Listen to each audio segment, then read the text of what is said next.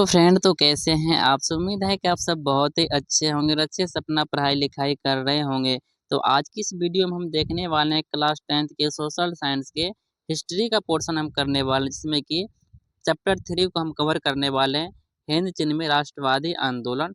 इसे हम total 40 question यहाँ पे सिलेक्ट करके लाए हैं, जो कि सारे के सारे प्रीवियस ईयर क्वेश्चन है। ठीक है, अगर आपको इसका PDF चाहिए तो आप मेरा टेलीग्राम ज्वाइन कर सकते हैं, डिस्क्रिप्शन में उसका लिंक मिल जाएगा। ठीक है, तो यहाँ पे सारे के सारे प्रीवियस ईयर क्वेश्चन, इसलिए वीडियो को शुरू से लेकर लास्ट तक वॉच कीजिएगा और एंड में आपको बताना है कि आप कितना में से कितना सही किए। ठीक है, तो चलते हैं हम अपने क्वेश्चन की तरफ।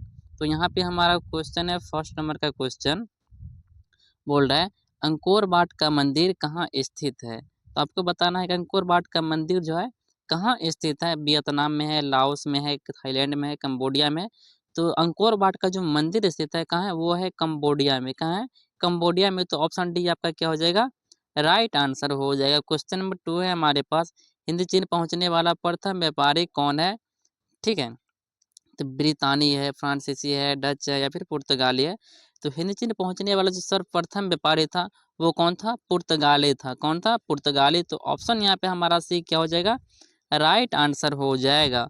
अब चलते हैं हम क्वेश्चन नंबर 3 पे। क्वेश्चन नंबर 3 है हमारे पास, हिंद चीन में बसने वाले फ्रांसीसी कहे जाते थे। हिंद चीन में जो फ्रांस के लोग बसे हुए थे उनको किस नाम से जाना जाता था। फ्रांसीसी के नाम से जाना जाता था, या फिर शासक वर्ग, या फिर जनरल, या फिर कोलोन।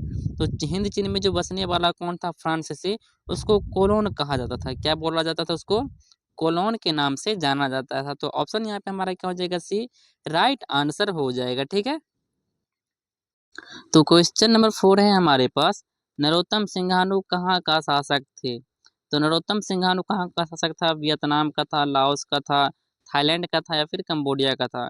तो नरोत्तम सिंघानिया कंबोडिया का एक शासक था। ठीक है, कहाँ का, कंबोडिया का। तो ऑप्शन आपके पास क्या हो जाएगा, डी राइट आंसर हो जाएगा। ठीक है, क्वेश्चन नंबर 5 पे चलते हैं। क्वेश्चन नंबर 5 है हमारे पास, the history of the loss of Vietnam किसने लिखा है। हो ची मिन ने लिखा है, फान बोई चाओ ने लिखा है, थ्रू ने लिखा है, या फिर कुआंग ने लिखा है। तो किसने लिखा है, ये पुस्तक जो है किसने लिखा है, तो वो लिखा है फान बोई चाओ ने। ठीक है, किसने लिखा, फान बोई चाओ ने।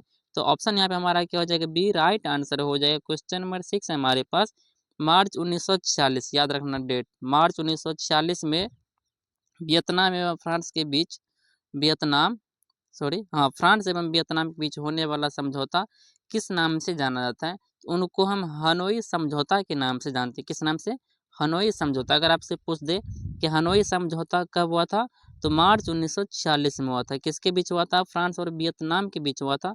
और ये भी 3 वर्षों में पूछा गया है। ठीक है, तो इंपॉर्टेंट, इनको ध्यान में रखना। इसको किस नाम से जानते हैं, तो हनोई समझौता के नाम से जाना जाता है। ठीक है, तो ऑप्शन यहाँ पे बी राइट हमारा हो जाएगा। क्वेश्चन नंबर 7 है हमारे पास, किस प्रसिद्ध दार्शनिक ने एक अदालत लगाकर अमेरिका को वियतनाम युद्ध के लिए दोषी करार दिया गया। 2 वर्षों में, ये भी 3 वर्षों में पूछा गया है। तो वो कौन था, तो वो था रसेल। ठीक है, ऑप्शन आपके पास क्या हो जाएगा यहाँ पे, ए राइट आंसर हो जाएगा। क्वेश्चन नंबर 8 है हमारे पास, हिंद चीन क्षेत्र में अंतिम युद्ध समाप्ति के समय अमेरिका का राष्ट्रपति कौन था। वाशिंगटन था, जॉर्ज बुश था, निक्सन था, या फिर रूजवेल्ट था। तो उस जब से अंतिम समय में कौन था, तो युद्ध समाप्ति के समय, तो वो था निक्सन। कौन था, निक्सन। तो ऑप्शन आपका क्या हो जाएगा, बी राइट आंसर हो जाएगा। क्वेश्चन नंबर 9 है हमारे पास, हुआ हुआ आंदोलन किस प्रकृति का था। ठीक है, क्रांतिकारी का था, धार्मिक का था, या फिर साम्राज्यवादी समर्थक का था। तो ये किसका था, क्रांतिकारी और धार्मिक दोनों का था। तो ऑप्शन आपका क्या हो जाएगा यहाँ पे, डी राइट आंसर हो जाएगा। क्वेश्चन नंबर 10 है आपके पास, जेनेवा समझौता कब हुआ था। तो ये भी कितना वर्षों में, 4 वर्षों में पूछा गया। जेनेवा समझौता कब हुआ था, तो वह हुआ था 1954 ईस्वी में। ठीक है, ऑप्शन आप यहाँ पे ढूंढ सकते हो। 1954 आपको कहाँ पे, ऑप्शन ए में आपको मिल जाएगा 1954। तो हमारा ए क्या हो जाएगा, राइट आंसर हो जाएगा। क्वेश्चन नंबर 11 है हमारे पास, वियतनाम का एकीकरण कब पूर्ण हुआ। ठीक है, तो वियतनाम का एकीकरण कब पूर्ण हुआ, यहाँ पे ऑप्शन है 1870 में हुआ, या फिर 1880 में, 1875 में, फिर 1879 में। तो वियतनाम का जो एकीकरण पूरा हुआ था वो हुआ था 1875 ईस्वी में। कब हुआ था, 1875 ईस्वी में। तो ऑप्शन आपका क्या हो जाएगा यहाँ पे, डी राइट आंसर हो जाएगा। उसके बाद क्वेश्चन नंबर 12 है हमारे पास, अनामी दल के संस्थापक कौन थे। ठीक है, जोंग यूएन आई थे, या फिर हो ची मिन था, या फिर फान फानचो त्रिन था या फिर फानबोई चाओ था। ठीक है, तो 12 नंबर का हमारा आंसर यहाँ पे क्या हो जाएगा, तो जोंग यूएन आई था। ठीक है, तो ऑप्शन आपके पास क्या हो जाएगा, ए राइट आंसर हो जाएगा। अनामी दल के संस्थापक था कौन, तो जोंग यूएन ए आई। ठीक है, तो ऑप्शन आपके पास ए क्या हो जाएगा, राइट आंसर हो जाएगा। क्वेश्चन नंबर 13 पे चलते हैं। क्वेश्चन नंबर 13 है हमारे पास, दिएन बिएन फू के युद्ध में कौन बुरी तरह से हार गया था। पुर्तगाली हारा था, फ्रांस का हारा था, या फिर कंबोडिया, या फिर अमेरिका। तो कौन हार गया था, तो अमेरिका ने फ्रांस बुरी तरीका से हार गया था। कौन, फ्रांस। तो ऑप्शन आपके पास यहाँ पे क्या हो जाएगा, बी राइट आंसर हो जाएगा। ठीक है, अब हम चलते हैं किस पे, क्वेश्चन नंबर 14 पे। क्वेश्चन नंबर 14 है हमारे पास, क्रांतिकारी संगठन दुई तान होई के नेता कौन था। ठीक है, फान बोई चाओ था, हो ची मिन था, या फिर सुवन सुवन फमा था, या फिर कुआंग दे था। तो ठीक है, क्रांतिकारी संगठन का जो क्रांतिकारी संगठन, ये कौन सा संगठन था, तो क्रांतिकारियों का संगठन था दुई तान हुई। ठीक है, तो ये भी आपसे पूछा जा सकता है, जिसके संस्थापक मतलब इसका नेता कौन था, तो वो था कुआंग दे। तो ऑप्शन आपके पास क्या हो जाएगा, सी राइट आंसर हो जाएगा। ठीक है, अब चलते हैं क्वेश्चन नंबर 15 पे। क्वेश्चन नंबर 15 है हमारे पास, जापान ने हिंद चिन्ह पर कब अधिकार किया था। जापान जो है हिंद चिन्ह पे कब अधिकार किया था, तो यहाँ पे ऑप्शन है 1867 में, 1800 सॉरी, और ये नहीं, ये यहाँ पे है। ठीक है, तो यहाँ पे 1939 में क्या था, 1940 में क्या था, 1942 में क्या था, या 1941 में। तो कब किया गया था, तो 1940 ईस्वी में किया गया। तो ऑप्शन आपके पास क्या हो जाएगा यहाँ पे, 1940, यानी कि ऑप्शन आपके पास क्या हो जाएगा, बी राइट आंसर हो जाएगा। क्वेश्चन नंबर 16 हमारे पास, स्कॉलर्स विद्रोह कब हुआ था, ये भी 3 वर्षों में पूछा गया है। तो कब हुआ था, 1868 में, 1866 में, 1872 में, या फिर 1864 में। तो कब स्कॉलर्स विद्रोह कब हुआ था, तो 1868 ईस्वी में हुआ था। ठीक है, 1868 ईस्वी में हुआ था। तो ऑप्शन आपके पास क्या हो जाएगा यहाँ पे, ए राइट आंसर हो जाएगा। क्वेश्चन नंबर 17 पे चलते हैं। क्वेश्चन नंबर 17 है हमारे पास, वियतनाम में टोकन फ्री स्कूल की स्थापना कब हुई थी। 3 वर्षों में ये क्वेश्चन भी पूछा गया है। कब हुआ था, 1907 में, 1910 में, 1908 में, 1911 में। तो 1907 में टोकन फ्री स्कूल की स्थापना किया गया था। ठीक है, तो ऑप्शन यहाँ पे ए हमारा क्या हो जाएगा, राइट आंसर हो जाएगा। क्वेश्चन नंबर 18 हमारे पास, अंकोर वाट के मंदिर का निर्माण किस शासक द्वारा करवाया गया था। किसने किया, सूर्यवर्मन द्वितीय ने किया था, नरोत्तम सिंघानुक ने किया था, या फिर कुआंग ने किया था, इनमें से कोई ने। तो अंकोर वाट का मंदिर का निर्माण किसने किया था, तो वो करवाया था सूर्यवर्मन द्वितीय ने करवाया था। तो ऑप्शन आपके पास क्या हो जाएगा यहाँ पे, ए राइट आंसर हो जाएगा। क्वेश्चन नंबर 19 है हमारे पास, वियतनाम वियतनाम लोकतांत्रिक गणराज्य की स्थापना किस वर्ष हुई। ठीक है, ये भी 2 वर्षों में पूछा गया है, 1943 में, 1945 में, 1944 में, या फिर 1946 में। ठीक है, तो वियतनाम में लोकतांत्रिक गणराज्य की स्थापना जो किया गया था, वो किया गया था 1945 ईस्वी में। तो ऑप्शन आपके पास क्या हो जाएगा, सी राइट आंसर हो जाएगा। ठीक है, अब चलते हैं क्वेश्चन नंबर 20 पे। क्वेश्चन नंबर 20 हमारे पास, लाल खमेर सेना किसकी थी। लाल खमेर सेना थी किसकी थी, किसका था, तो सिंघानुक का। ठीक है, सिंघानुक की। तो ऑप्शन यहाँ पे हमारा क्या हो जाएगा, बी राइट आंसर हो जाएगा। क्वेश्चन नंबर 21 पे चलते हैं। क्वेश्चन नंबर 21 है हमारे पास, वियतनाम में वियतनाम में कोलोन कहे जाते थे। तो वियतनाम में जो कोलोन किन्हें कहा जाता था, तो ऊपर आप क्वेश्चन देख चुके हैं, फ्रांस के जो नागरिक थे उनको कोलोन के नाम से जाना जाता है। यही हो जाएगा फ्रांसीसी नागरिकों को। ठीक है, क्वेश्चन नंबर 22 हमारे पास, हो ची मिन का शाब्दिक अर्थ क्या है। क्रांतिकारी है, पथ प्रदर्शक है, या फिर सुधारक, या फिर दार्शनिक है। तो हो ची मिन का जो शाब्दिक अर्थ है, उनका मतलब होता है कि पथ प्रदर्शक। ठीक है, तो ऑप्शन आपके पास क्या हो जाएगा, सी राइट आंसर। तो क्वेश्चन नंबर 23 है हमारे पास, वियतनामी कम्युनिस्ट पार्टी के संस्थापक कौन थे। हो ची मिन था। ठीक है, उसके बाद न्यूयन था।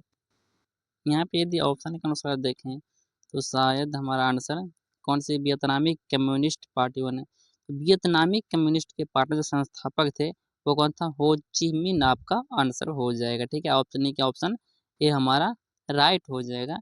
क्वेश्चन नंबर 24 है हमारे पास, वियतनाम में टोकन फ्री स्कूल की स्थापना किस उद्देश्य से किया गया था। ठीक है, तो किसके लिए किया गया था, तो पश्चिमी शिक्षा देने के लिए किया गया था। और कब किया गया था, तो 1907 ईस्वी में किया गया था, ठीक है, जो ऊपर हम देख चुके हैं। अब क्वेश्चन नंबर 25 पे चलते हैं। क्वेश्चन नंबर 25 है हमारे पास, हिंद चीन में कौन सा देश नहीं आता है, ठीक है, हिंद चीन में कौन सा देश नहीं आता? वियतनाम आता है, कंबोडिया ये भी आता है, लाओस ये भी आता है, लेकिन चीन नहीं आता है। तो चीन हमारा क्या हो जाएगा? राइट आंसर हो जाएगा। क्वेश्चन नंबर 26 हमारे पास, अंकोर वाट का मंदिर कहाँ है? कंबोडिया में है, वियतनाम में, थाईलैंड में या फिर लाओस में? तो अंकोर वाट का मंदिर कहाँ स्थित है? 1 नंबर में भी था कंबोडिया में, ठीक है। तो ऑप्शन आपके पास यहाँ पे ए क्या हो जाएगा? राइट आंसर हो जाएगा। क्वेश्चन नंबर 27 पे चलते। क्वेश्चन नंबर 27 है हमारा कि वियतनाम में स्कॉलर्स रिवोल्ट किसके विरुद्ध हुआ था, ठीक है। तो स्कॉलर्स रिवोल्ट किसके विरुद्ध हुआ था? तो ये हुआ था ईसाईवत के युद्ध, ईसाईवत के विरुद्ध में, ठीक है। तो ऑप्शन यहाँ पे आपके क्या हो जाएगा? ए राइट आंसर हो जाएगा, ईसाईयत के विरुद्ध। ऑप्शन ए को हम यहाँ पे टिक करके आगे बढ़ जाएंगे। क्वेश्चन नंबर 28 है हमारे पास, वियतनाम वियतनाम युद्ध की समाप्ति के समय अमेरिकी राष्ट्रपति, ठीक है। तो अमेरिका का जो राष्ट्रपति वियतनाम का जब युद्ध समाप्ति के दौर पे था, तो अमेरिका का राष्ट्रपति कौन था? वही आपसे पूछ रहा है, जो कि हम ऊपर भी देख लेते। तो कौन था? तो निक्सन था। ये क्वेश्चन रिपीट किया गया है, ठीक है। और ये भी रिपीट कर मतलब क्वेश्चन को उल्टा करके 3 वर्षों में पूछ दिया गया। तो ये आपका कॉन्फिडेंट मतलब कन्फर्म ही रहिएगा, नहीं कि जो भी उसको जड़ से यदि आप प्रोजेक्ट को पकड़ना चाहते हैं, ये पकड़ लेते हैं, तो आप मतलब एग्जाम में कैसे भी घुमा फिरा के पूछ दे, तो आप आराम से उसका आंसर दे सकते हो। तो इसलिए उसको बेसिक से पढ़ना जरूरी है, ठीक है, उनके बारे में जानना जरूरी है, ताकि क्वेश्चन घुमा फिरा कर भी दे तो हमको कोई दिक्कत नहीं होगा, रटने से बेहतर होगा, ठीक है। तो आंसर यहाँ पे हमारा क्या हो जाएगा? निक्सन। अब क्वेश्चन नंबर 29 है हमारे पास, फानचो फानचोत्रीर्ण किस में विश्वास रखता था, ठीक है। तो गणतंत्रात्मक व्यवस्था में वो क्या रखता था? विश्वास रखता था, गणतंत्र आत्मक में विश्वास रखता था।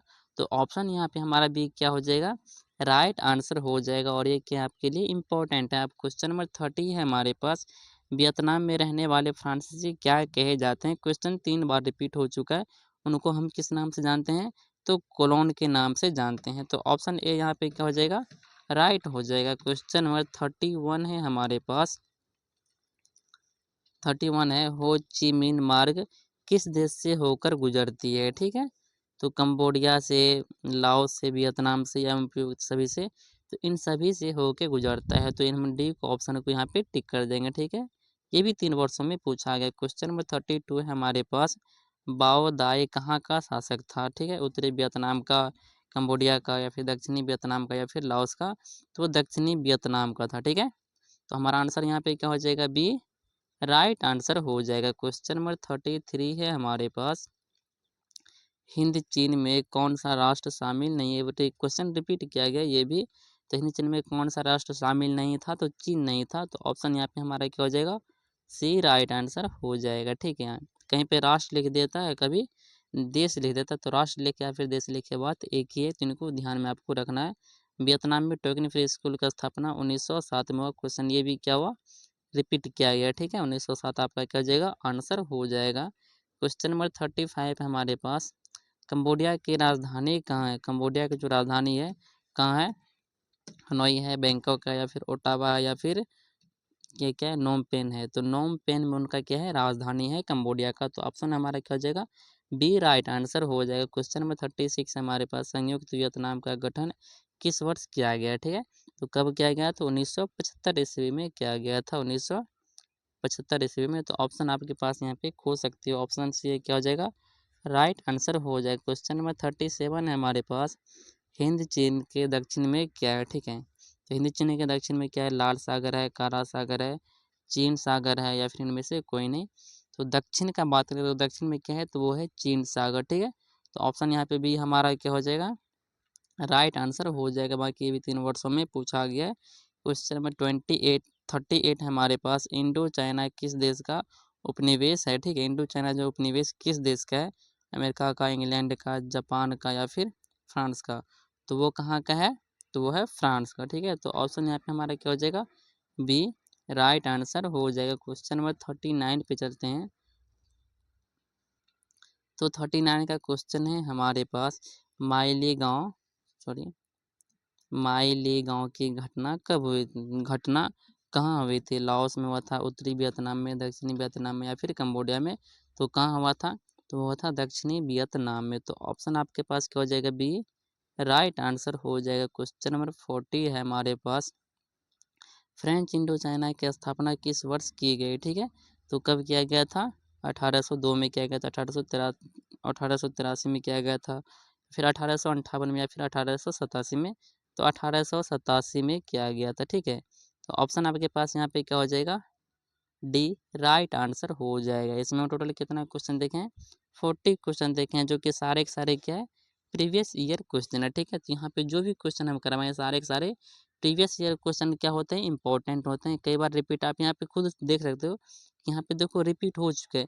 जो 2014 में पूछ लिया गया था, फिर से 2020 में पूछ लिया, और फिर 4 साल बाद 2024 में पूछ लिया गया। यहाँ पे देखिए 13 में पूछा गया, 6 साल बाद 19 में पूछा गया, और फिर 3 साल के बाद 22 में पूछा गया है। तो ऐसे ही क्वेश्चन रिपीट होते ही रहता है, इसलिए क्वेश्चन बैंक पढ़ना आपके लिए मोस्ट इम्पोर्टेंट है। ठीक है, यदि ऐसे वीडियो आप देखना चाहते हैं तो चैनल को सब्सक्राइब भी कर लीजिएगा और दोस्तों में शेयर भी कर दीजिएगा। वीडियो यदि आपको अच्छा लगा तो वीडियो को लाइक करके बाकी आप 40 में कितना क्वेश्चन सही किए ये आपको कमेंट में बताना है। ठीक है, तो मिलते हैं अगले क्वेश्चन के साथ अगले वीडियो में, तब तक के लिए धन्यवाद।